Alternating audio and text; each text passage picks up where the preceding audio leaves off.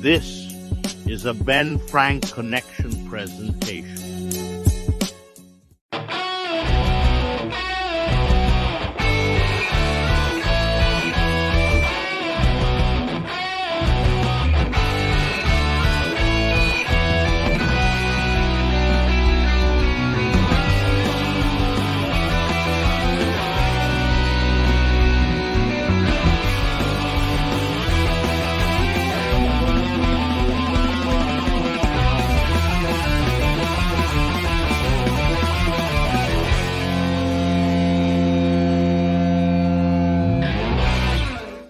Welcome back to another ABJ podcast presents Tornado Tag. We're doing the history of Sputnik Monroe today. This will be the last non-numbered ABJ podcast. So all these Tornado tags, they will be numbered going forward after today's episode. At the end of March, everything will go to numbered sequences. So the ABJ podcast will not just be interviews. So if you just see ABJ podcast, that's a podcast, that the normal podcast interview, or it might not just be interviews either. There might be something else going on there where someone's telling a story or presenting something. We're gonna bring back Not Cool in High School. We're gonna bring back Not Cool in High School horror. Eventually, Banging Beers and Blazing Buds, and Tornado Tag are going to be in that lineup as well. So we're going to keep Tornado Tag on Sundays. Today we're doing it on a Saturday because I am going to a wrestling show tomorrow. So we moved it up a day early, but the next episode that you're going to see once we get through everything. So right now, Miles Penn is out, episode 109, just dropped today.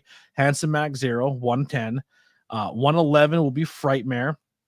Do not ignore the 111 in the corner. That's 112 for Cheeseburger. I forgot to upload the new one. And then once Cheeseburger episode airs, that'll be on Thursday, is it the 30th or 29th? 29th. Yeah, 29th. the leap year. Our first episode Tornado Tag will be on the 3rd, and that'll be episode 113, WrestleMania 15 review. And then on Tuesday, we'll be live again. I'll be doing an interview. I'll be doing my review of Blink-182 one more time. And then these will all be live then. And then our first live interview back, episode 1, that'll be 115 with Tim Mingle, Pullbox Pals, and he's a local buddy of ours here in the Pottsville area. So we'll be bringing back interviews. I could literally open my window and yell to him right now. Yes, they are very close. So that'll be our episodes coming up forward. We have a lot. I have a whole list of other episodes, and then more people who are going to be joining me for these Not Cool in High Schools. Who knows? Maybe BP. If you had to pick a piece of media that you're really popular or you really fond of that you would can do a podcast on and talk about. Tell me why it's Pulp Fiction. Because I have a giant Pulp Fiction poster behind me. Love that. Tarantino in general. I've always said Pulp Fiction is my favorite Tarantino movie, and it probably still is, but every time I watch it, Inglourious Basterds just creeps a little bit closer and a little bit really closer. Good. So here's a bit. I'm gonna put it out to you live, put you on the spot. Do you want to be the guest who does all the Tarantino movies with me? We watch them in chronological order. We like once a month. Like we just drop once every couple months or every couple we weeks. Can do that. You join me on a Tuesday or a Thursday, and we do a movie review. So what do we start with True Romance? Is that how we do it? Do you want to do the ones he wrote, or just the ones he wrote and directed? That's the. Well, how do you feel? What do you think we should do? I like directed. I like True I have Romance. A question. Go ahead. How many? Look, I'm still new to most media, right? How many Tarantino movies are there? I feel like when I try to, I met. Never mind. I'm not gonna out you for your profession. And it's just I met this chick in a location, and she's never watched TV. I feel like I found a Mormon. We met at a freaking warehouse. Yeah, but I mean, then. Yeah, I know. Yeah, where I met. I was in the entertainment industry. Yeah, she was in entertainment, and she would never watch the movie. Right. Yeah. I want to say, if you count True Romance, I believe it's 10 because you have True Romance, Reservoir Dogs, Pulp Fiction, Jackie Brown, the 2 Kill Bill movies, Inglourious Basterds, or Death Proof, Inglourious Basterds, Django Unchained. It's way more than I thought it was. Now I go through them all. The Hateful Eight, and then Once Upon a Time in 11. Well, if y'all do one a month, that'll take you to the rest of the year. Yeah. All right. He did say that he would only do 10, and he hasn't done a movie since Once Upon a But Time. in isn't LA. he on the fence of Well, just- possibly doing Kill Bill 3 with Uma Thurman? I was gonna say, does Kill There- Bill count as one? There was always that. I think he does personally count Kill Bill as one movie, and that's why he's at 9, even though it was too long and he got cut up into 2 movies. Yeah. That's been thrown around, but I don't think that's happening. The Kill Bill, because it became a thing just because. The story of the one girl's daughter could be. Yeah, like the one girl is like, if you still feel some kind of way about this, when you're older, come see me or something. And like then that little girl grows up to be Zendaya, and Zendaya's the new. No way. No, that's how I would book it. I'd try to cast Zendaya. I can't hear you. That's terrible timing. But yeah, so that's pretty much what's going on.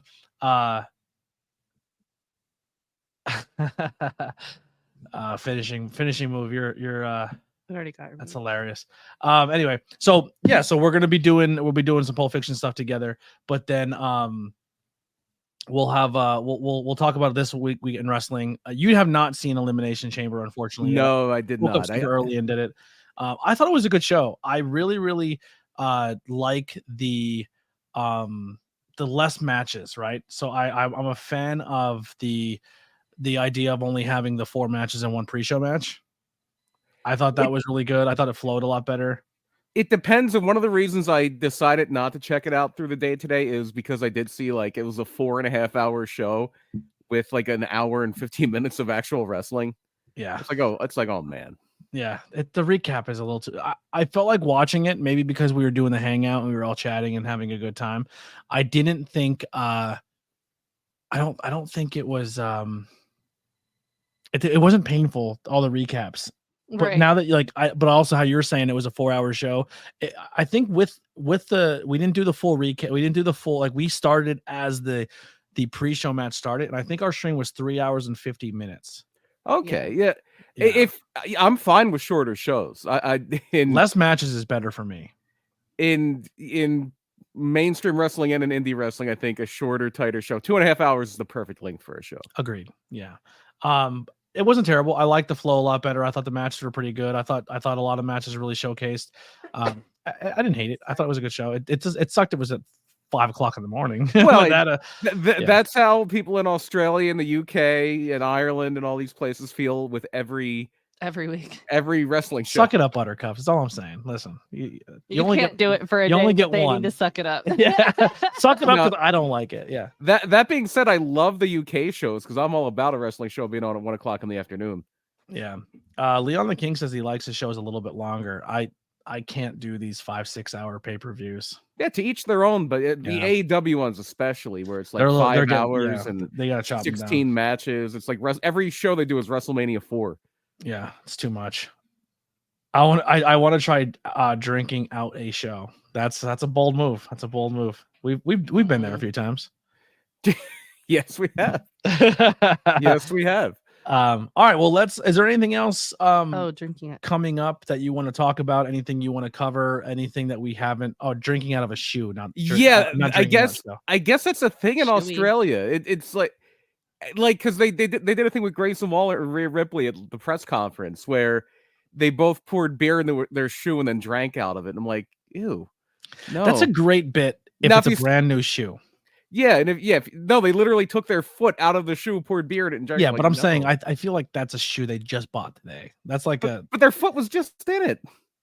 Yeah, but if you're clean and it's a fresh sock and it's a fresh shoe, And you just walked out. you to just the walked stage. out on Yeah. stage and now And then if we're they like, okay. walked around all day long in Australian heat and sweating that thing and the whole Yeah. nine, that's gross. That's crazy gross. I would not drink out of where we live in Pennsylvania. We get criticized because New York's all about the fashion. Everybody in New York is dressed to the nines.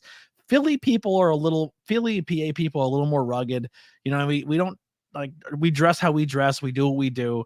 Like I'm not taking someone's shoe off in Philly and drinking out of it that they've wore for the last 4 years. And You don't want to go to Kensington and start drinking out of shoes. Yeah, No. just not a thing you do in the city of brotherly love. Like that would require people in Kensington to wear shoes. Yeah, like where we live in Pennsylvania, most people statistically in School County probably have the same shoes for the past 10 years. You know what I mean? Like they're not out there rocking because we live in a coal hole. Like wearing nice shoes and stuff like that is just not a thing. Like we barely even have jackets in this area. Everyone wears hoodies all year. You know what I mean? Like it's 8 below. Yeah, hoodie weather. You know what I mean? Like it's a thing we do. Hoodies and shorts. I wear hoodies all year long. It could be middle of summer. Yeah, still hoodie it's weather. very rare I wear a jacket. Like, oh, it's cold out, get your jacket on. Oh, let me just throw my little tiny hoodie on and Right. call it a day. It always backfires though when your car breaks down in the winter. But yeah, I don't know. I'm just not drinking out of shoes. But weekly wrestling, not much to cover. We're on the road to Revolution. Elimination Chamber just happened. So that's all kind of out of the way. Now we'll have the WrestleMania build in overdrive because that's the next show. Yeah. That's like the next show. TNA had Scott D'Amore. We didn't talk about last episode. Scott D'Amore let go. Now supposedly they said Tommy Dreamer's in charge, and Tommy Dreamer's like, no, I'm not. No, and in fact, one of the big controversies there, unless it's an angle, is that there were people with the hourglass. Yes, the hourglass tweets. Basically the message being I'm counting down the time until I can leave. And I think it was like Jordan Grace, Ace Austin, Mike Bailey, Masha Slamovich, a lot of their top stars. Your young talent that you should have been rocking with and building the company around. Well, the one guy you can blame for that is the guy they're sticking up for. Scott D'Amore was the booker. Exactly. That's why I'm like, what the hell's happening? Like, because not everybody cares about being the world champion. Some people just like their job. I get that, but like, I don't know. It's kind of frustrating as a wrestling fan when you're like, yo, here's the future of your company, and then like, oh, let's bring Bully Ray in to wrestle Scott D'Amore for the main event of this pay-per-view. I don't want that. It was Josh Alexander, and it was the opener. Well, I thought Scott D'Amore wrestled in a match. Oh, well, I don't think it was a main event. Oh, well, Scott D'Amore isn't really a full-time wrestler. Hasn't been for a long time. Good. I'm sure he's a really nice guy. I honestly think if whoever signs him, like whoever gives him a job, all those hourglass people are going to look at the other company. Yeah, the one thing that made a lot of sense to me, there was that talk that he was offering $10 million plus taking all the debts for TNA by the NWA. Yeah, by the NWA. Do you think TNA didn't sell to him because they possibly are waiting for WWE's offer? No, I think TNA, the company that owns TNA is Anthem Sports and Entertainment or whatever. I don't know the exact full name, but Anthem. And they see TNA as a content farm. They bought TNA so they can have cheap content for their TV networks. Yeah, they have the Fight Network in Canada. They bought Access TV in the United States, and this is in-house content. It's basically what ROH was to Sinclair Media. Yeah, it's content we own that we can produce fairly cheaply. We don't want to, and this is reportedly what the big conflict was between D'Amore and the management in Anthem is he wanted to make a run. He wanted to try to get a little bigger. He wanted to spend money. They say, and this is all rumor, that he was really, really close when he was kind of between WWE stints, that he was really close to signing the deal with Braun Strowman. And they were going to do like Braun for Glory instead of Bound for Glory. And they were going to bring in Braun Strowman as like this big star. And TNA at the management at the very last second said, no, it's not in our budget. Yeah. All right. Anything you want to, anything we haven't talked about, anything you want to plug, put over before we get into our main topic? As far as I think we kind of brought up everything. I don't think there was anything major AEW wise. They think they're really building toward Revolution. They're really building toward big business. And me personally, 2 weeks from tonight, PPW will be in, I almost said Broadheads. That's where we used to be. We're in Slatington at the Slatington Expo Center. Just announced about a half hour ago another match. Big Dan Champion and Havoc. They were former tag team champions. Wow. Havoc turned his back on Big Dan, and they're going to go one-on-one. And then yesterday, I believe we put out there that it's going to be not Facade. That was a few days ago. It's going to be Clutch Adams and VSK, who tore the house down at the last show. They're going to be in a three-way with Brad Baylor, who is watch him now because kid's going to get signed someday. Kid's going to be probably in WWE. Yeah. Looks like he stepped out of a central casting for WWE. 19 years old, great look, very good in the ring, can cut a promo. Big things in the future for that kid. Also announced title match. One of our friends from the podcast Harleen Lopez getting a title opportunity. Yeah, Harleen Lopez and Danny Moe for the women's title. She turned some heads, huh? She impressed some people. Yeah. So got the win. You get a win. I told Paul, I said you're gonna bring her in. You're gonna be happy with her. You're gonna be into what you see. She's very talented. Yeah. So a lot going on there. The scourge of that women's division though has been Sammy Chaos, who has just been running through everybody. I think she's one of those people, and I'm not criticizing you guys in management, but it's one of those things like, man, let's enjoy, Danny Moe is our champion now, because the second we can no longer contain Sammy Chaos and we have to give her a title opportunity, it's be hard to take the title off her. She's a tough customer. Yeah, she's gonna be fucking people up. She's beating guys. She's beating two people at once. She's a problem. She's gonna be a problem for the women's division. She is absolutely a problem. She wins that title. Roll the credits. It's over. Stay tuned. We got a lot of fun things coming up. But yeah, there'll be Born the Run on March 9th. If you can't make it to Slatington, it will be either live on Premier Streaming Network or will be on Premier Streaming Network not that far after that. Yep. All right, cool. Well, let's get in real quick. I'm so sorry. The show stealer, because I said Facade, and I meant to mention this. The big show stealer, in my opinion, for this one's going to be Facade against Diego Hill, who doesn't have a big name up here. He's out of the Carolinas, but him and Facade, I don't think their feet are going to touch the ground much at all in that match. That's going to be. Is it almost like a Facade versus who was the dude with the dreads that came to PBW that one time? JXT or something like that. He was the dude with the long white dude with all the dreads. His manager that show was the former WWE girl. Like, she came out with him. Yeah, it might have been before I was really. We were at the show together. Oh, were we? Yeah, it was like one of Facade's first matches. And he wrestled another white dude with dreads, and they were both like high flyers. They were all over the place. It's escaping me. Yeah, I don't remember his name. It was like an abbreviation. It was like I don't want to say JTG because that wasn't it, but it was something along those lines, like JXT or something like that. I think I know what you're talking about, but the name's not coming to me. Was he billed as an Australian? I don't remember. I know who you're talking about. I think he's Italian, and I can't think of the name. Yeah, he was very talented. But it's supposed to be a match like that. Two high flyers just kind of bouncing all over the place. Yeah, it's gonna be something. Absolutely. All right. Well, let's get into our topic and have some fun here tonight. Tonight's topic, I'm very, really happy about. We did this before in the previous Tornado Tag. Not trying to toot our own horn, but if you go back and watch some of the older content, I thought we did a pretty good job on covering certain topics and talking about things. And you'll see how crazy accurate we were on some takes and how many we were completely wrong on. Oh, we don't talk about those. I don't make it. You only remember the hits. The misses never happened. Yeah, Beatles. No one ever talks about the songs that didn't get the Beatles in the top charts. You know what I mean? But So tonight's topic is going to be Sputnik Monroe. Very, very legend in the business. Someone who stood up for what was right. You know what I mean? Even though it probably got criticized a lot for his takes but he always meant, I guess you would say, good by his intention.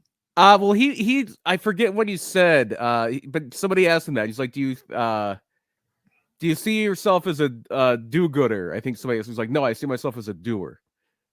I love that. Dude, we did his topic, and I became such a fan of Sputnik. I was like, man, what a good human.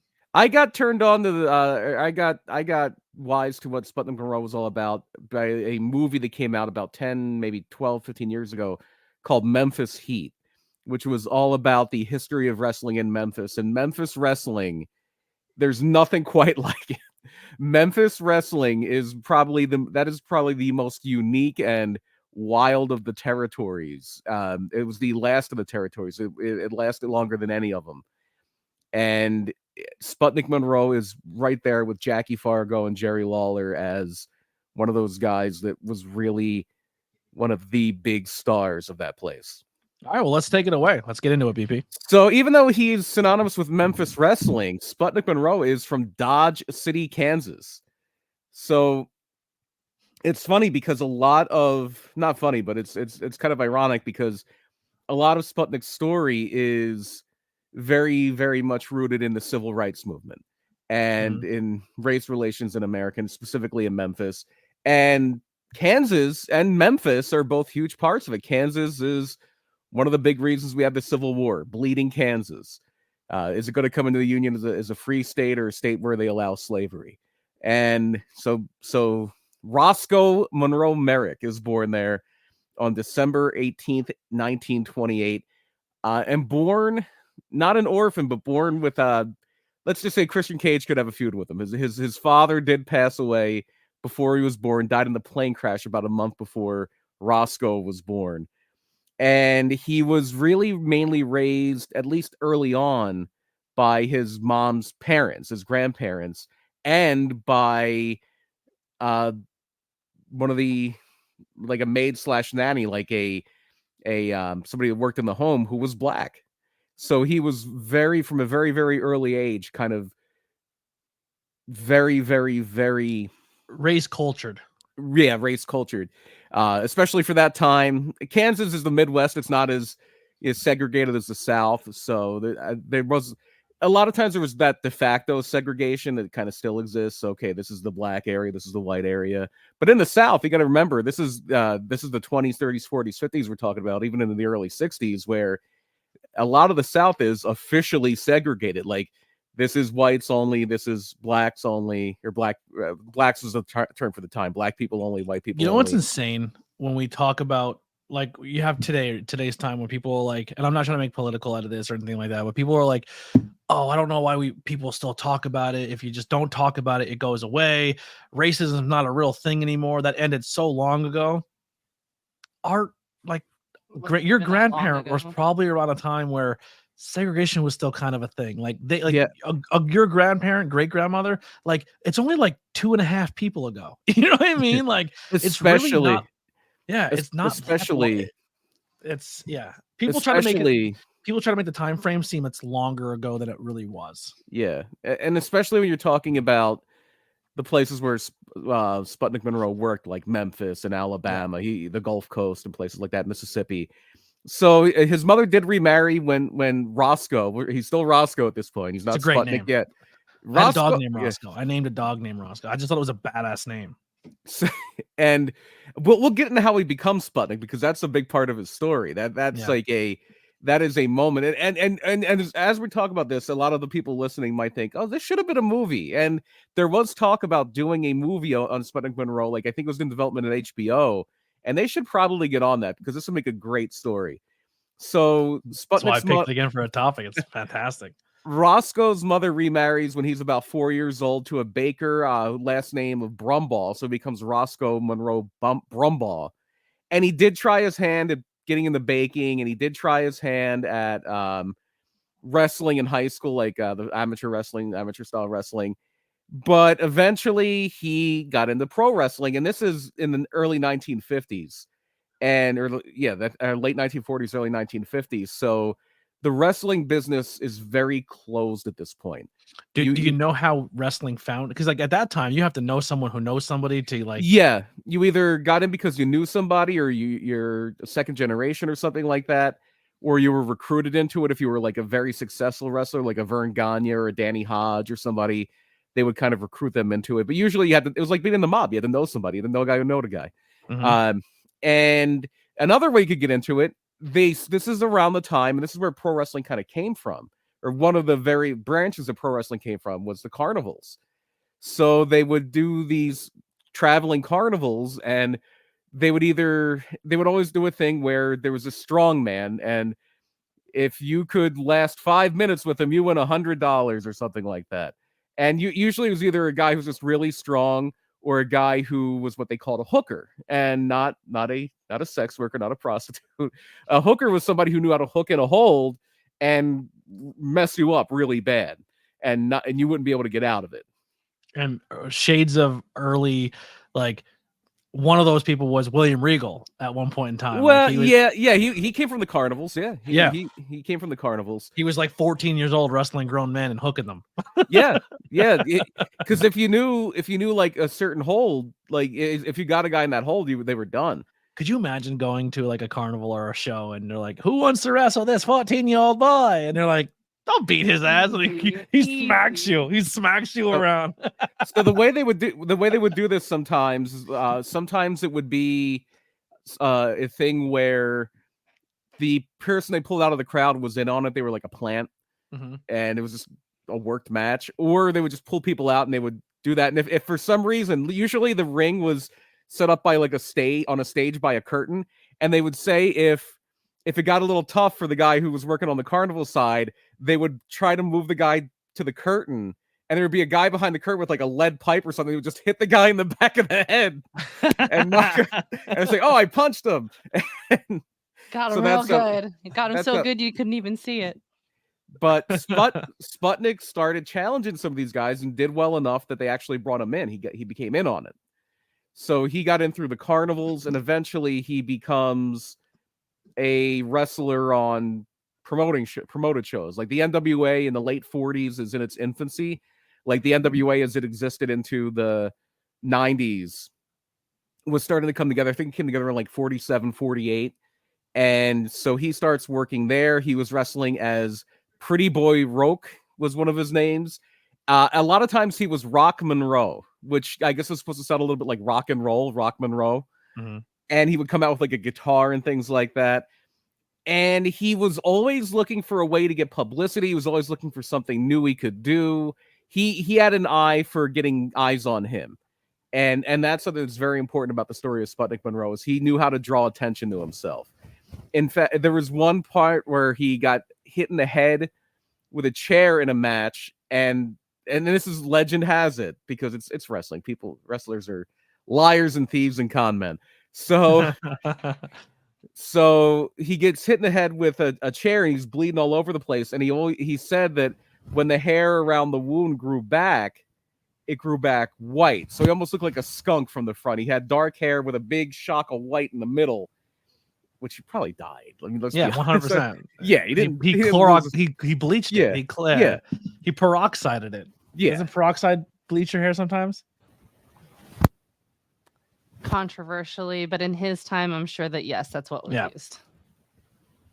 Yeah, and he has a very punk rock look when he dyes his hair and has the white skunk patch. Yeah, he's pre-punk. He's pre-punk. And he was very famously almost always a heel, almost always a bad guy. He would call the crowd like I think I thought I had it here. He would call them like liver lip little pukes was one of his things he would always call people. That. Liver lips. Liver lips. Liver lip little puke. I've actually heard that entirely too much, I think. Liver lips? Liver lips. I don't want to blame it on the South, but I feel like I wouldn't have heard liver lips as much growing up as a kid if I lived in Pennsylvania. That's all. No, probably I don't think liver lips wasn't. Yeah. Probably not. Just call people assholes. It's easier. Yeah. Jabronis. That's very much a wrestling thing. I prefer ham and egger. You're a ham and egger. Ham and egger. Because it's the easiest thing on the menu. I'm bringing back liver lips. Liver lips. I'm bringing back something yellow bellied. We'll get to it later. I'm bringing back something too. I'm stealing something from Sputnik. But he was more of a traditional heel, and he would get heat, obviously, like a lot of the heels did. He would get stuff thrown at him. He was stabbed a few times, got shot once, just because wrestling fans were crazy back then. You have the old grannies that would stab you with a hat pin. And there was one part where one of the things he would do is he would get somebody in submission hold and just say he wouldn't let go until they quit or they starved to death. But they weren't getting out. And at one point at one of these shows, like a cop, like a local sheriff is there, and he pulls his gun on him and says, "If you don't let him go, I'm going to shoot you." And he literally counts to 3, and then Sputnik lets him go. Oh shit! Yeah, the kayfabe days were something, dude. The Junkyard Dog when he did the blind spot and the guy pulled the gun over the guardrail, and he has to either say, "Am I now blind and can't see a gun's over my shoulder about to kill my friend?" or just hope he sucks at shooting. And he chose sucked at shooting. that was Michael Hayes. That was Michael Hayes that got the gun pulled on him. Don't worry, dog. I got you. Yeah, hope he's a bad shot because I can't. New Orleans was wild. Like the heels used to hide in the boot of a babyface's car to get out of there. New Orleans was crazy. New Orleans was crazy, and so is Memphis, and so is Alabama. And this is where Sputnik worked. Like not so much New Orleans, but like the southern area, still Alabama, Tennessee. Piper didn't wear a leather jacket because he wanted a leather jacket. He wore a leather jacket that was reinforced so he couldn't get stabbed anymore. Yeah, he had to wear chainmail back then. Like that whole Ric Flair Jack Veneno story in the Dominican Republic. Like Ric Flair was supposed to win that match, But he called it in the ring like, I'm not gonna live. I will die if I win this match. So I'm gonna lose the title and live. Yeah. So Sputnik Monroe is, and now we're at this point, he's still Rock Monroe, and we're in the later part of the 50s, like 57. This is around the time the space race is going on. It's the early days of the Cold War, and the Russians, the Soviet Union, did launch that satellite Sputnik. It's the first satellite that stayed in continuous orbit. And around this time, Rock Monroe is coming from Washington, D.C. all the way down to Alabama. That's a long drive. And he got a little tired along the way, and he saw this black man hitchhiking on the road. He goes to the black man and says, "Can you drive?" And he's like, "Yeah, I could drive." He's like, "I'm real tired. You can get the lift, but can you do the drive? And can you drive me to the TV station?" So he drives to the TV station, and people are incensed that he is traveling with a black man because it's 1957 in Alabama.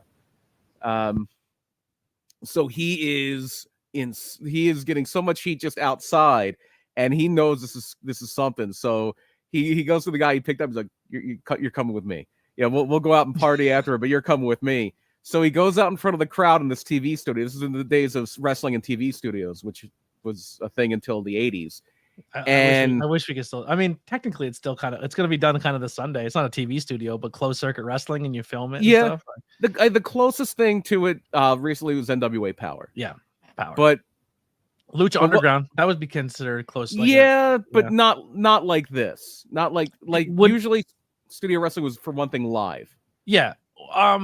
Would NXT be considered, because it's almost like a studio. It doesn't travel, it stays in one location. Yeah, NXT is very close to it as well. Yeah. But the ones that people really remember are Memphis Wrestling, and we'll get to why in a little bit, and the mothership. It became WCW Saturday Night, but it was called World Championship Wrestling forever. Yep. Saturdays at 6:05 on TBS.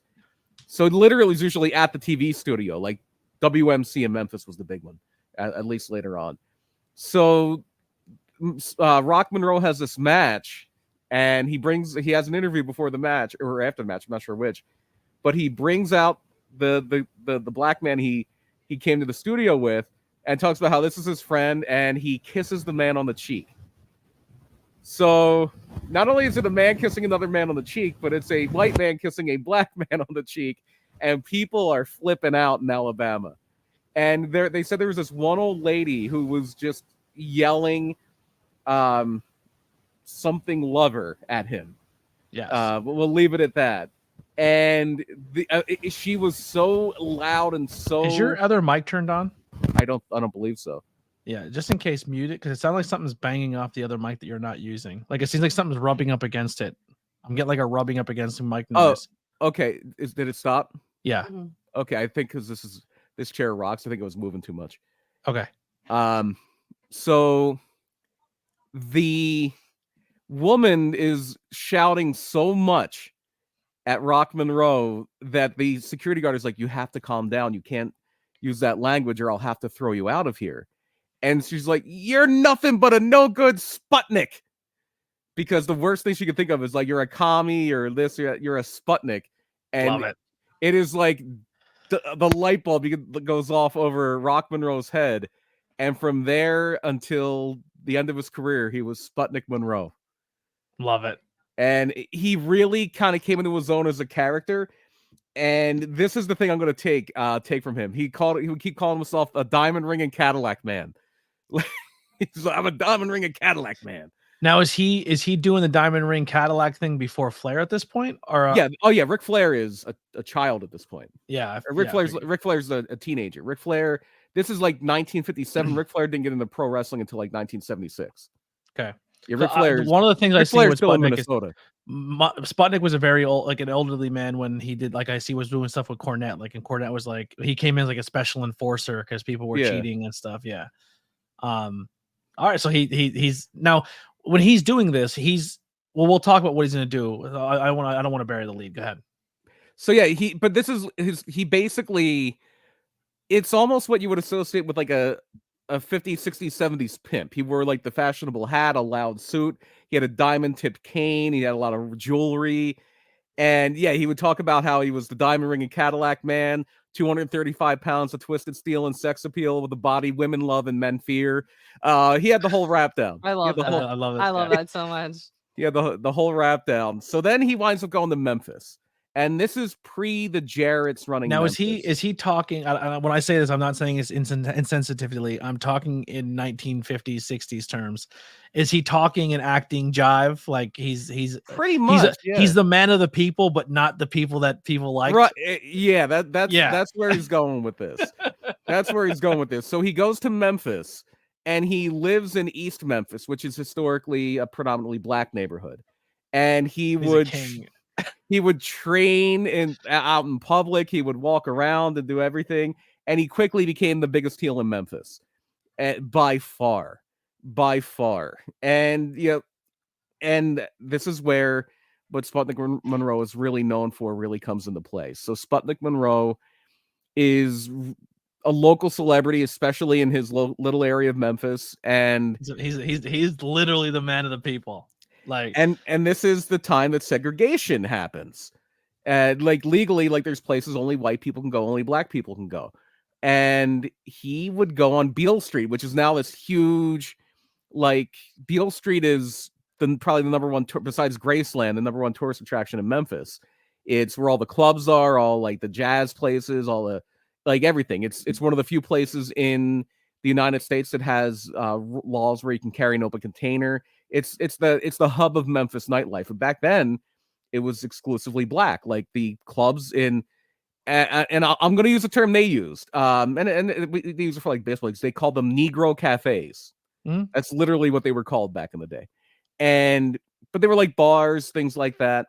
And Sputnik would go to them. He would hang out with black people at black clubs. And eventually he was invited to the cookout before anybody else. Yeah, definitely. Yeah. And so what winds up happening is he gets arrested. He gets arrested for vagrancy, I believe was one of the things. And this is mopery, which is something they just used to throw in if they wanted to arrest somebody, but didn't have, like now they'll use disorderly conduct. Like, oh, I don't really have anything I can nail you for, but you were being disorderly, and then when I tried to arrest you, you resisted. So there's your 2 Trump charges. Yeah. So back then they had mopery. And so he's arrested and charged with mopery, and he goes to the courtroom, and I forget the guy's name, but he wound up becoming, like, I think a state senator in Tennessee. He hired a black lawyer. He was the first person in Memphis, Tennessee, a first white man to be represented by a black lawyer.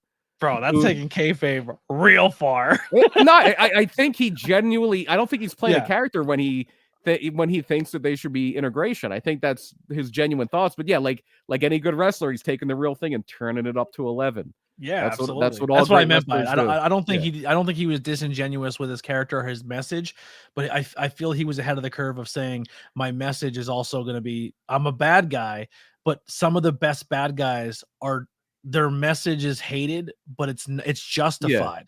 Yeah. That's about like when Daniel Bryant was the Earth champion. He's telling us we should recycle it. There's like, boo, F you, destroy the planet. You know what I mean? Like, and even now, like I think the best case of this right now is Drew McIntyre, and he's doing wonderful stuff right now. Yeah. And it goes to this thing that Mike. I remember first time I ever saw this was in Mick Foley's book.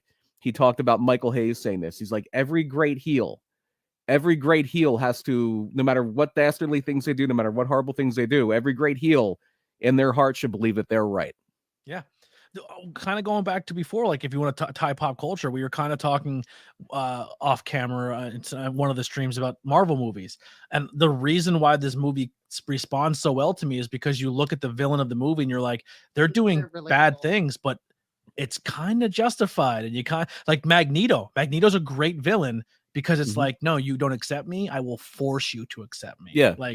Or like Killmonger in Black Panther. Like, no, you're not going to fucking hold back. Like our people are struggling and you're sitting here with all your rags and riches. Like help your people outside of Wakanda. Like it's good. That's a good heel has to have that one thing you can grasp on that makes them justified or good. The righteous bad guy is the best bad guy. Mm-hmm. So I think Sputnik wound up getting arrested like 6 times, and it always made the news. It helped with ticket sales. And I love it. eventually they just stopped arresting. Like, he's making more money off of these arrests because I think he had to pay like a $25 fine, which back then it would be like $200 or something now. But they were selling hundreds of extra tickets because they would run at the Ellis Auditorium, which was a big auditorium there. And the late 1950s, professional wrestling was always in a cycle of ups and downs, and it was on a downswing for the most part. The early 1950s were big because that was when TV was first starting to be a thing. And pro wrestling and boxing for sports programming were really easy to shoot. Like, it was hard to shoot baseball. If you look at old footage of like baseball and football games, even back in like the 60s and 70s, Just they zoomed didn't out. Yeah, they didn't really nail down the presentation of it until more recently.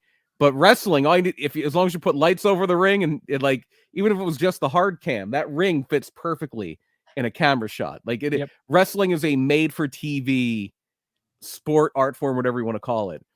So in the early 50s, you had Gorgeous George, you had that early first wave of TV wrestling. And at this point, it's starting to slow down a little bit.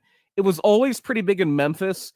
The Memphis TV show, the Memphis wrestling TV show, even into the 70s, 80s, even the early 90s, until it's finally started to kind of wane, was the biggest show in wrestling in one area. Like, obviously shows are on cable or on like in big markets like New York or LA or something like that. Because Memphis, it's a city, but it's not like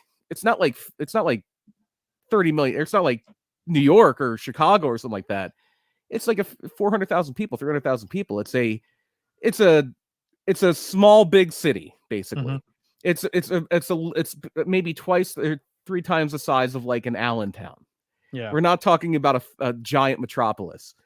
But their wrestling show would come on, I think, either Saturday mornings or Sunday mornings at its peak, which would probably be like the 70s, 80s, when like Jackie Fargo and Jerry Lawler are doing their thing, would get like, for every 10 TVs that were on in Memphis, 7 of them were watching wrestling.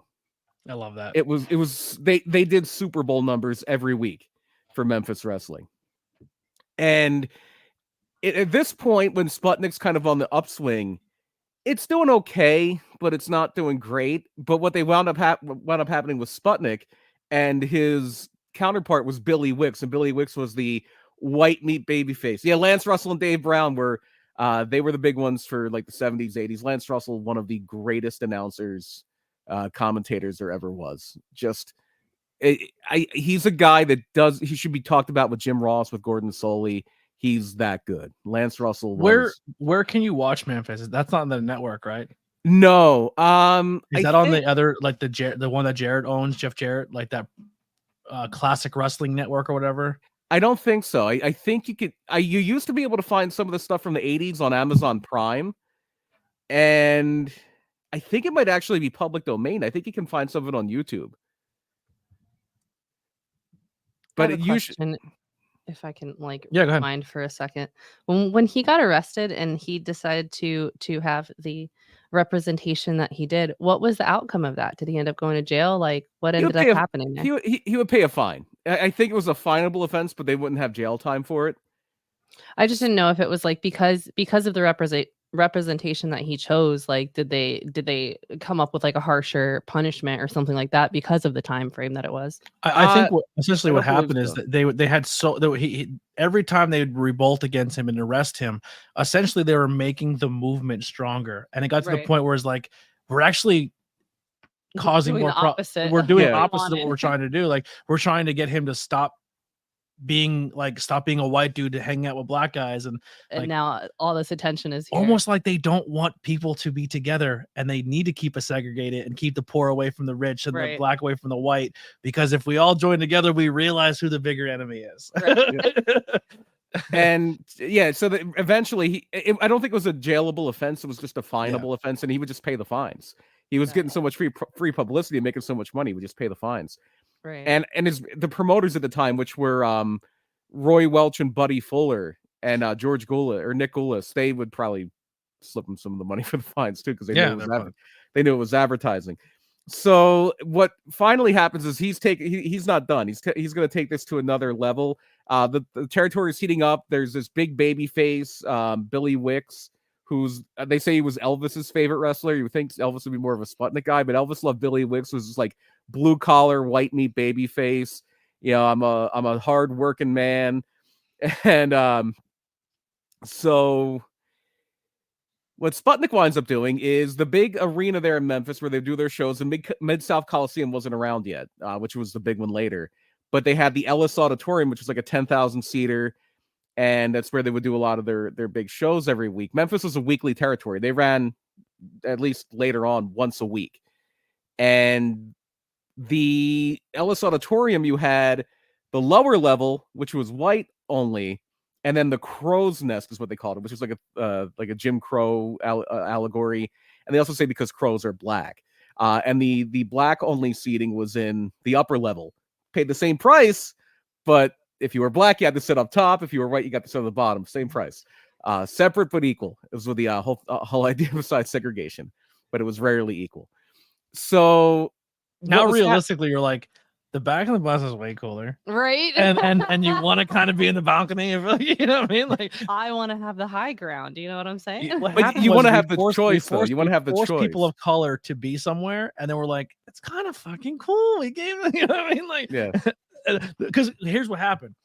And I'll say this: people of color are way more fun to hang out with, like in crowded events, because they get into the show. Because they work so hard to fucking be there, and they're not going to sit on their hands. They're going to fucking have a good time when they're there. Right. So they're probably up at the fucking top, and they're like, "Yo, that fucking crowd is bang! Like they're having a blast." like NXT has a group of people who come to their shows and they sit hard cam, and they have the best time every single show. And as NXT is going week to week, I'm actually watching it more for that section of the crowd because more and more people are joining them of having fun during the show. It's really fun to watch. Yeah. So they ran into this thing where that part of the arena would be not only selling out, but they would have to turn it away. They would have to turn people away from that part of the. Don't want to turn money away. That's not good. And so that's happening, and the lower level, the whites only section, I mean, it would usually be like maybe half full, maybe a little more, but it wouldn't really sell out. So they're like, yeah, we're losing money. We're losing money on this. And what Sputnik would do sometimes is Sputnik would, because he was friendly with the security people and the ticket takers for the black section, he would have them underreported so they could get more people in. And like, well, there's nowhere for them to sit. They got to go down there. So we do like these little workarounds. But eventually he's like, enough's enough. I will not wrestle in the Ellis Auditorium unless it's integrated, unless everybody can sit anywhere they want. And so now he's even more of a hero. He's a hero not only to the black people in Memphis, but to the kids who, and he even said this, like a lot of your, I don't have you, but I have your kids. A lot of your kids, and mainly talking like the rich people in Memphis, your kids are being raised by black nannies who worship me. And there was like this saying that like I can't think of like the third person now, but every black household in Memphis has pictures of three people: Jesus, Martin Luther King, and Sputnik Monroe. Was one of the things I love this guy. And yeah, so he was like, I don't need you. I have my people. I have your kids. That's all I need. I don't want your support. And it became a huge thing, and he got it. They integrated the Ellis Auditorium, and anybody could sit anywhere. Money talks, baby. Yeah, it sure does. And to the point where this feud with Billy Wicks, where he would always get the better of Billy Wicks, would always cheat to win. At this point, they introduced the NWA Tennessee heavyweight title, which was the main title there, and Sputnik won it by nefarious means. And so they're finally going to settle this all. And they're going to do a match in 1959. It's too big for the Ellis Auditorium. They're going to an outdoor show in this baseball stadium called Rosewood Park. And the show drew somewhere between, they say, 13,000 and 20,000 people. Because they can't they think it was probably paid about 13, 14, but then people trying to get in broke down the gates and just rushed in. So there's probably close to 20,000 people there. It was an attendance record that stood in Memphis until the Attitude Era, until the St. Valentine's Day Massacre, because they opened up a new, bigger building that could fit more people than the Mid-South Coliseum. And it was to see Billy Wicks against Sputnik Monroe with Rocky Marciano was the referee, the famous boxer Rocky Marciano was the referee.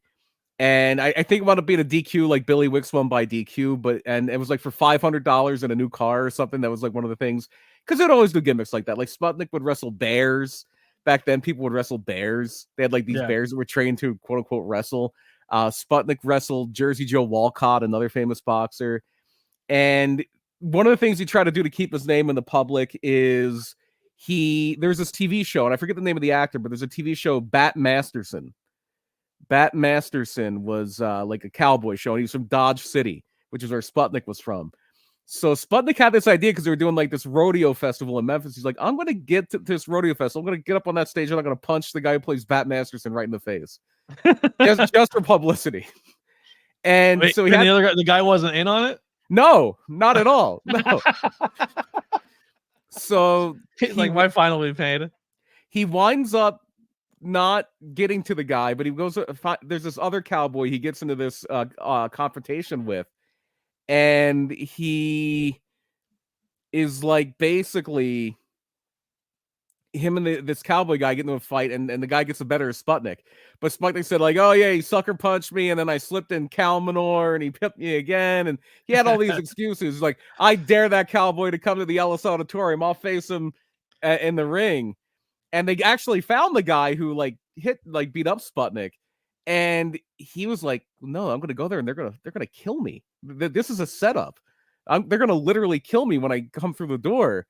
So he didn't show up, and which is even better. So they got a guy. They said it was his friend. Oh, just some stooge, some wrestler. They came in and said that it was his friend, and Sputnik beat him up. Yeah. So they kept it going, and that match with Billy Wicks, the Rosewood Park match, that was really the peak of him, his star power. He stuck around through like a lot of the 70s and everything like that. And into the 70s, he wound up teaming with this guy, Norvell Austin.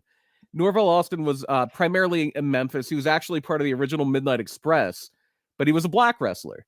And in the 60s and even into the 70s, the early 70s, like black wrestlers typically had to wrestle one another, or they had to be baby faces. I don't know if the fear was like if they were heels, like they would get shot or worse or stabbed or something. But usually if you were a black wrestler, like power. Empowerment. Yeah. But like Bobo Brazil was always a baby face, and other black wrestlers at the time. Especially down there, like Ernie Ladd may have been a heel in places. I know he was a heel in the 70s in the WWF, but that would have been a little later. But Norvell Austin was where he would work in like Alabama, Mississippi, Tennessee. Black wrestlers either had to wrestle one another exclusively, or they had to be baby faces. Because now by the 70s, segregation is illegal. The Civil Rights Movement happened, the Civil Rights Act in the mid 60s. So Sputnik and Norvell Austin became a tag team. And they were a mixed race tag team. They were heels. And there was a thing that happened before with this team called the Interns, where a black heel wrestler dumped black paint on them. So what they they dumped white paint on a black wrestler. I apologize. They dumped white paint on a black wrestler because the black wrestler was a babyface. So yeah, they dumped white paint on him. So what they did is they were wrestling Robert Fuller and I think it was Robert and Ron Fuller. So Robert Fuller, you know, from something else, Colonel Parker. Yeah. So they dump black paint, or Norvell Austin dumps black paint on Robert Fuller and screams, "Black is beautiful." Or no, Sputnik does. I'm sorry. Sputnik dumps black paint on Robert Fuller and yells out, "Black is beautiful." And then Norvell Austin yells out, "White is wonderful." And then they both yell, "Black and white are wonderful and beautiful." Now, when he's making these changes in these venues in this area, and maybe I'm asking a question you don't know the answer to, but it would be interesting to look into the history of it. But like, anytime where money trumps anything else, right? Like, so say if a promotion's like, "I'm not doing that," and then you go see it done, and you're like, "Fuck, that goes against everything I want," but it works, so we got to change. Did other venues in that area start going, "We gotta stop the segregation because we can make more money if we do"? That I'm not sure about. I wouldn't be surprised. Like at this point, baseball was integrated, but you didn't have Major League Baseball in the South. Yeah. Mm-hmm. I'm trying to think of teams. Like I think the southernmost team I can think of was Because probably money like, always talks. Money, yeah. money trumps hatred. Money. Same with talent. If you were a talented entertainer and you were black, you were allowed to do white clubs. You didn't get the right pay. You got Yeah. screwed out of your pay, but you were allowed to at least be in the door. You know what I But mean? Memphis was it was a little more segregated than that. I think, and this was the first thing of maybe money trumping it, and Sputnik being there to be the leader of the face of the movement Yeah. too. But It's good to have like listen, like at that point in time, Sputnik realized like I can speak for the people because I have my I hate to put this term out there for you people who hate the woke words, but he had a privilege, and he Mhm. used his privilege to be a voice of a group of people who didn't have a voice. And yeah, because it was to the point where shortly before all this happened in Memphis, they were going to do the play Cat on a Hot Tin Roof, and they didn't let them do the play because there were black actors and white actors. It wasn't an all white cast or an all black cast. You couldn't have a multiracial cast at that point. Yeah. That's why so many places did blackface, because in a lot of these spaces, especially in the South, a lot of these places you couldn't have a black actor and a white actor in a scene together. Yeah. Well, even like predating that, like the Shakespeare Theater, a lot They of could have people women. they All were men. women weren't allowed to perform, so men played women. Yeah. Yeah. So Yeah. it's but what it wound up happening is he kind of just broke down that door. So yeah, by 1958, 59, he's integrated the Ellis Auditorium, and I think 64, 65 is when the Civil Rights Act fully comes through and it ends all of it.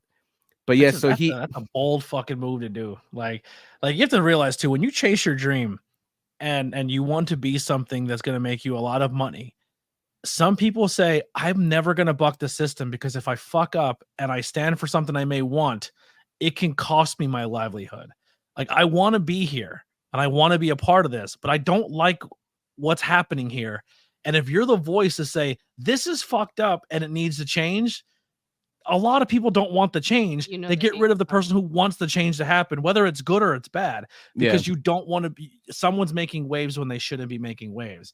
And it's for him to step up and do that on a racial level in that time frame is so bold. And one of the cool things too is that his boots are now enshrined in the Memphis Rock and Soul Museum. Like literally, like all the stuff from like Isaac Hayes and Elvis and all these other people, and Sputnik Monroe's boots. As they should be. Because once again, regardless if you're a pro wrestling fan or not, when people say I don't like pro wrestling and I don't want pro wrestling around, but I love pop culture, they're one and the same. And pro wrestling has been a huge catalyst for so much in pop culture, whether it's be movies, music, television, all of it. Like pro wrestling is a trendsetter, and for him to have that accomplishment outside of the world of wrestling, where outside media says, "Did this change the game for a lot of things, not just the pro wrestling world, but so we can do our art too," is a cool thing. Yeah, and in Memphis, a city that had so much of a impact on civil rights. I mean, it's where Martin Luther King died. Like it's Memphis is a flashpoint for that movement, and Sputnik Monroe was right there with it. Yeah, a black man tried to make a change and got killed for it. And Sputnik was the white guy making it. They didn't try to shoot him for it. At least we're not aware of. But it's a scary thing to stand up for at that point in time. Yeah, it totally is. But yeah, that is the and unfortunately no longer with us, Sputnik Monroe. He did die on November 3rd, 2006 at 77 years old. But what a legacy. And I know they don't really put old timers in the WWE Hall of Fame anymore.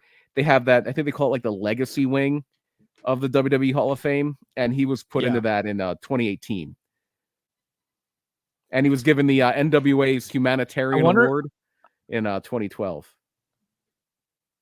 Was he ever in a movie? I don't I know believe this, like, so. sounds weird, but, like, I'm trying to figure out why I know him.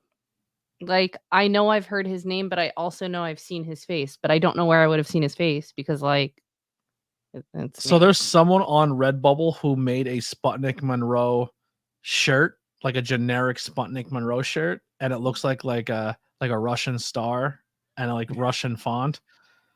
That's really cool. Yeah, because I'm trying to find like where you can get like a Sputnik Monroe T-shirt, and a lot of it just looks like fan made stuff. Yeah, I don't think his like estate is really deeply involved. And he had children. I think one of his kids was even a wrestler, but I think his son died before he did. He was married like 6 times. He was at some point. He didn't get wealthy off of this. He made a living, but didn't get wealthy. He was like, I think by the time like he was getting sick and everything, and he was at one point he was working like a gas station in Florida. Just so crazy. Like, and that's what I'm saying, man. And sometimes even when you're the one who makes this change of catalyst, you still don't get the recognition you probably deserve. And that's why when you said the story of Sputnik back in the day, I was like, man, what a great story. And then you have some people in the know, like I had on the podcast. She's a sweetheart, but Angel Metro, she made a post one time and she's like, dude, Sputnik Monroe is the coolest thing in pro wrestling of all time. And I was like, I thought there was only like, I didn't think that many people were aware of this guy, like, or gave him the credit he deserved. But Angel's someone who stands up for the people too, and she's that rock star, fucking punk rock girl who don't like buck the system, because sometimes bucking the system is going to be good for everybody, not just for it's going to be good for the many, not for the few. The Memphis Heat movie definitely brought him back into the social conscience for a bit, and it's somebody that like a lot of people within wrestling definitely know a lot about Sputnik Monroe. He's a guy that if he would have came a little later, but if he would have came a little later, the civil rights thing doesn't happen. It's already happened. But if he would have came a little, if wrestling history would have gone back a little farther as far as people, you don't really hear a lot about people from like the 1950s, besides like Lou Thesz and a handful of other people. Like it's really this into the 70s, we get to like the Ric Flairs, the Dusty Rhodes, the people kind of that lasting legacy. But Sputnik was one of a kind. Yeah. All right. Well, let us know in the chat. Let us know in the reviews of this podcast. If you're listening to this audio later, or if you're watching the content later back on YouTube, leave a comment. Tell us if this is a topic that you just heard for the first time. If you enjoyed the topic, leave us a little review in your wherever platform you can. If you're live, you can write a review right now. We'll put them up there, or we'll put them towards the end. Do you have any ideas? And also, let us know if you like topic-based stuff. So we do a lot of show reviews. Next week, we're bringing back our show review. We're doing the last time WrestleMania was in Philly. Before it returns to Philly, we're covering WrestleMania 15. But after that WrestleMania, we're down for another topic. Is there another wrestler you want to hear the history of? Maybe a wrestler you're a fan of that you would like to see, BP kind of dig in and finds a cool story or a storyline of this person. He likes a challenge. BP's a nut. He's our historian. Is there a topic, BP, that maybe you have on your head that you would like to throw out there of a story you would like to cover, or a wrestler, or the history of somebody? Immediately, nothing like actually, yeah. There's I've been learning a lot more recently about the early days of wrestling, like the very early days of wrestling, like pre Lou Thesz. Okay. And one of the things I'm learning a lot about is this thing called the National Police Gazette magazine, which was a crazy magazine that was out in like, I don't know if it was the 1800s or the early 1900s. And this was basically the first wrestling magazines almost, because this PWI is when before PWI. Not even. It's a little different than that. It's more about this is when wrestling was like something. There were still shoots, but there was also a lot of working going on, and the Police Gazette magazine is where people would like make claims, and they would put I challenge any man to come here, because this is how pro wrestling started. Pro wrestling started in town squares. Yes, the circus, but the other place started was in town squares. Like when people say Abraham Lincoln was a professional wrestler, he was. And also there's historians that think Abraham Lincoln was possibly bi or gay. Maybe that he like when his wife was out of town, he had a friend come over and they would share a bed together. I love that. Yeah, I love that. So there's theories that we possibly had 2 gay presidents. You think that we only had 2? Well, 2 that people can go back and say, oh, they had they were really close to a dude and they shared a bedroom together and they were always deemed as just friends, but it was never talked about. Yeah, the one people always say is James Buchanan, who was also the only president from Pennsylvania, and one of maybe the worst president because he kind of started the Civil War. Stephen Chambers has one. I just like the name, Dick the Bruiser. Oh, I Dick the Bruiser's fun, but I love the Crusher. It was his longtime tag team partner. We could definitely do the Crusher and Dick the Bruiser. The Crusher is basically the prototype for Stone Cold Steve Austin. Gotcha. What about Crusher Blackwell? Different Crusher. Dude, in like fact, 800 pounds dude did a standing drop kick. He's a big boy. Jesus. Yeah. In fact, I think he was called Crusher Blackwell because he feuded with the Crusher. And he was like, oh, no, that's a fake Crusher, that Blackwell, Jerkwell, Fatwell. Because the Crusher is one of my favorites. He was a Reggie Lazowski. He was the man who made Milwaukee famous, is what they called him. He would talk about going to the saloon and drinking a beer and dancing with a woman about 240 pounds. I love the Crusher. I was going to ask, are you related? I wish we were. Maybe we are. Who knows? Maybe me and Jerry are distant. I remember there was like I don't know if that's a fat joke. If someone's, I remember there was a thing about Jerry Blackwell. There was like this list. It was like only 5 people. It was in like one of those PWI magazines. It was like fat guys who can drop kick. It was like Jerry Blackwell, Dusty Rhodes. Yeah. Oh my goodness. He was a big boy, but there's a photo of him doing a standing drop kick. It's very impressive in the photo. So I have a suggestion, but I don't know if it's really like a good suggestion. I'm here for it. Okay, so we all know I don't know jack shit, right? Yeah, pretty much. She's about 3 months in. 2 weeks. Yeah, you're giving me too much credit. So if you could pick, this is my idea for like something that I really thoroughly enjoyed this episode because like it's history and I'm learning stuff too. But I think it would be really cool to do a history of like what's your favorite title belt. And like who all has carried that title belt and what's the story of that title belt? You know what I mean? Well, that was something we were going to do back in the day and the episode never happened, but BP was going to do a title series and it wasn't the US title for WCW. We actually did do one way back when about the Intercontinental title. Yeah, but when we were going to start it back up, the US title was something we were going to talk about. And I don't think the episode ever happened. Yeah, I don't think so. But yeah, the US title is an interesting one. My favorite title ever by far is that old school 80s Intercontinental title with the globe and the one they had they brought it back and then they changed it for the one they have now. But it had when they brought it back, it had the white strap. The one that Macho Man tried to clean and destroyed it. Yes. He destroyed a belt because he took all the bronzer off it. He took the gold plating off because he was trying to clean it to shine it, and he pretty much made it. He made it silver. And then there's a version of there's people who make replica belts and then make the IC title and then clean it and then strip it to give it the Macho Man title. We could do an episode on weird belt stories like Pedro Morales pawning the WWF title. Yeah. Fun fact: Gavin, because of Joe Ruda had a Macho Man IC title at a show and he gave it to Gavin for free. So Gavin has the stripped Macho Man title. That's awesome. Yeah. But so we'll kick up some ideas. If anyone has any things in the chat, we'll put them in there. So Dick the Bruiser and Crusher is definitely one we'll add to the list. As soon as we get off of this show, I'm gonna watch old Crusher interviews. Yeah. Jerry Blackwell was talked about. Original Sheik brought up. That's an interesting story because of Big Time Wrestling and his promotion in Detroit. New episode on Dark Side of the Ring, Vice, March 15th for Earthquake. March 5th. March 5th. What is Earthquake have a dark history? No, we're gonna find out. It's the way, from what I understand it, and the way they're advertising, it's more about how sad it was that he was a guy that was very universally loved. Like people really liked Earthquake. Yeah, I loved Earthquake and Typhoon. They were one of my favorite tag teams. And then he died very young. He was like he died very young of cancer. But I don't think he wasn't. Earthquake was in the oddities for a little bit, right? He was Golga, yeah. Yeah, I like he wore like the leather mask and like the Cartman shirt. And he had the Cartman doll.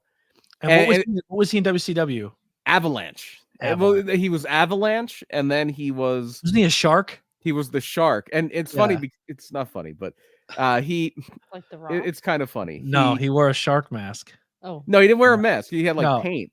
Yeah, and paint. And he said he wanted to bite all the little Hulkamaniacs. But he was one of the heels that Hogan would use to make himself popular because they were cool with taking working Hogan money, but never to beat Hogan. So Hogan wrestled a lot of monster of the week types, even in the WWF. Like usually it was like a big guy. It was either somebody who was just an over-the-top star like a Randy Savage or a Paul Orndorff, but a lot of Hogan opponents were like just big dudes. King Kong Bundy, Earthquake, Kamala. And a lot of those guys went up in the Dungeon of Doom. So how about another one I know we did back in the day, but I think relevant wise might be another one if we want to do like a modern day one person soon. How about we do the history of R-Truth? Oh my gosh, I would love that. He's got a very, very long history. He has a success story of, The going to prison and coming out, rehabilitating himself, and the first black NWA World Heavyweight Champion. Yeah, we did an R-Truth episode back in the day. Yeah. Very early on. Yeah, very early on. So maybe that's another one we bring back, and because he's someone that people should know about. Real quick about John Tenta, Earthquake. So he did a thing when he was the Shark. He went to Louisiana State University, even though he's Canadian. He went to LSU. And he had a tiger tattoo on his shoulder. If you ever look at old things of Earthquake, he has a giant tiger tattoo on his shoulder or on his arm. And when he became the Shark, he got to change it into a shark. Did he really? Yeah. That's so funny. No, he didn't. We're looking this up now. Dude, I remember that tiger tattoo vividly. As you're talking about it, Earthquake. And then at the end of his run in tattoo. At the end of his run in WWE or WCW, he was just John Tenta, and they did a thing where like they shaved half his beard, and he had to walk around for a while with half a beard. Wait, is it? I see it. It was a white. It was a tiger face, but then when he has a blue singlet in WCW, and it's a big cover up. It went from like a tiger, it goes up to almost his whole shoulder. It's like a half sleeve at that point. Yeah, I can't really see the details of it though. Unfortunate. I'm gonna look into that more, because even like his action figures had the tiger tattoo on it. Because I remember that was one of the first figures that I would buy, and I was like, "Yo, this fucking figure has a tattoo." Instead of looking up tiger tattoo, look up shark tattoo and see if that'll come up with like a better picture of it. It's not a great cover up, but I see what they try to do with it. Yeah. He just looked like a nice guy. His reputation was that he was. Yeah. Even when he looked like a bad, mean guy, like, I don't know. He always looked like a fuck. Like I do. I loved Earthquake and Typhoon. I thought they were such a fun tag team. And I'm sure he wasn't treated very well in Japan. He was a sumo wrestler. Ooh. And what about this one? The History of Orange Cassidy. We could probably get some guests on for that. Like we know we know people that know Orange Cassidy very well. Hey, but here's the thing: if we were to do the History of Orange Cassidy, like, is it disrespectful to say like what other gimmicks if they're not one to claim it? Because they. Yeah, but also if they're also like mid gimmick, do you bring up past gimmicks? It's not exactly Clark Kent Superman that Orange Cassidy was firing. Yeah, but I'm not opposed to that either. I love it. I love the fact that everyone's giving ideas and putting them out there. That's the thing. That's how we grow as a content. That's how we grow as a channel. Keep giving us fun ideas and give us. Dude, I'm telling you, Brian eats this shit up. He's an encyclopedia. He knows a lot about a lot, and if he doesn't know, he's gonna actively seek it out to learn about it. Oh, the Crusher is the one that's really spinning for. I love the Crusher. The Crusher is. Can we do the Crusher, but still include the fan pick of? Dick the Bruiser. Yeah, for sure. Dick the Bruiser? I don't know if they were. This is something I have to look into. I don't know if they were really cousins, but they were like at the very least kayfabe cousins. Okay. Dick the Bruiser was very popular. He brought in. He broke Bobby Heenan into the business because Henry said, "Is Orange Cassidy anything like his character?" Kinda. I don't know the man personally. I mean, when I met him. The two times I met him, he is very just like, what's up, man?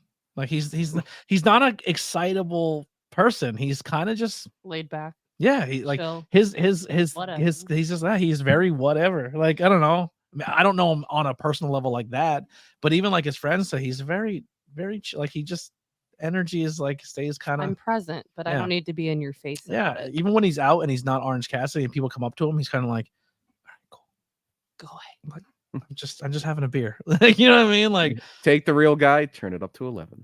That's the much. secret. That's the secret sauce in wrestling. Ooh, Mad Dog Vachon.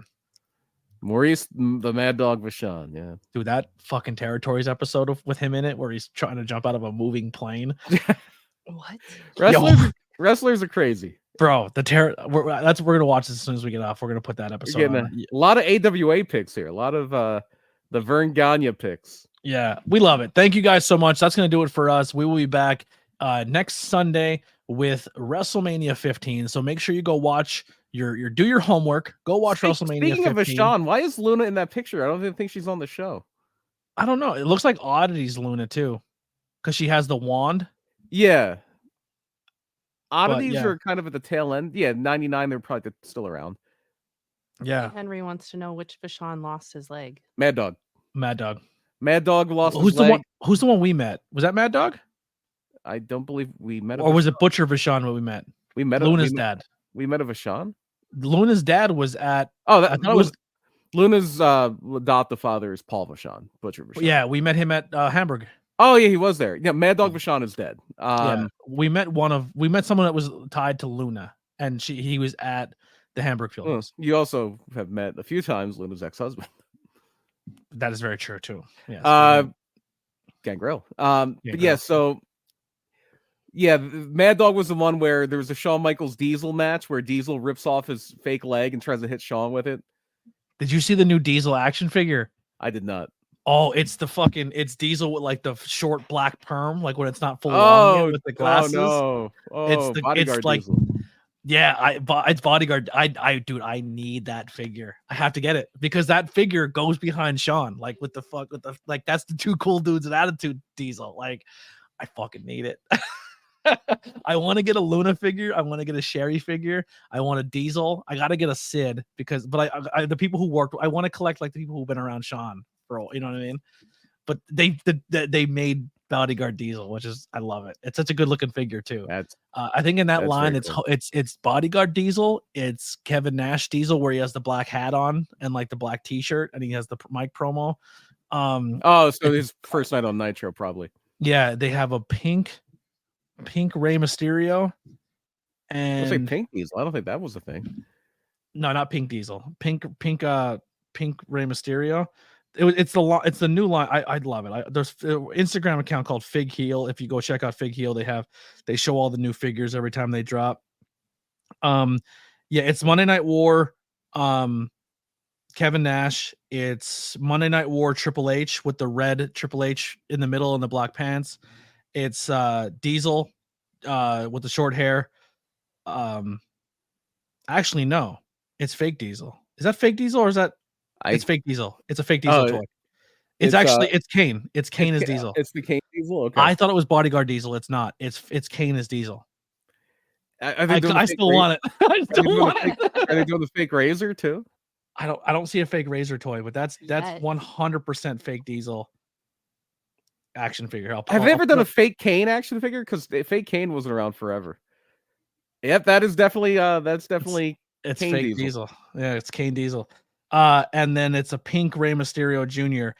And if you buy all 4 of the figures, you build a referee Teddy Long.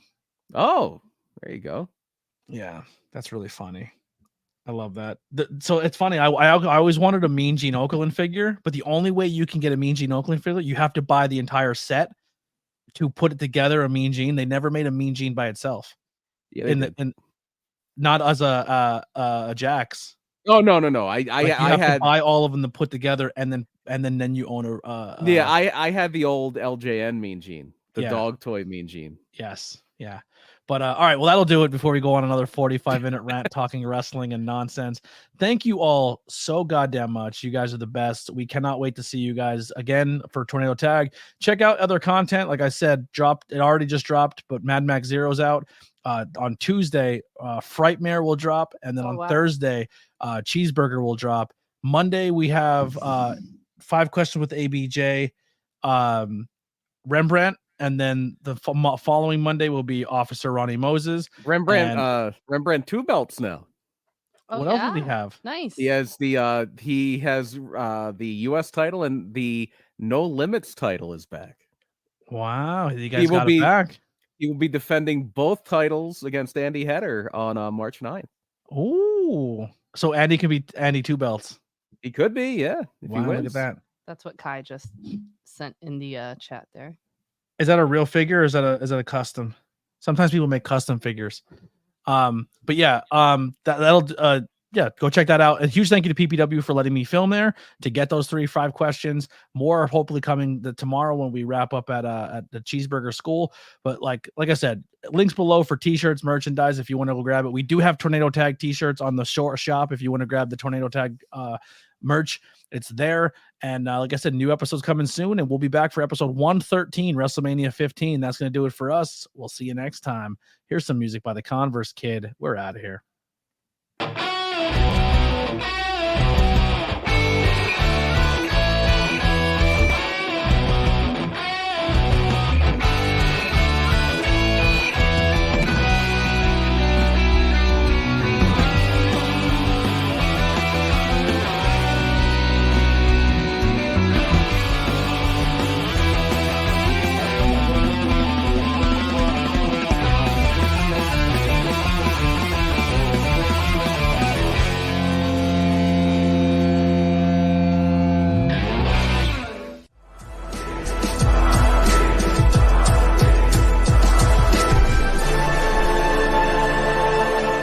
Thanks for watching this presentation.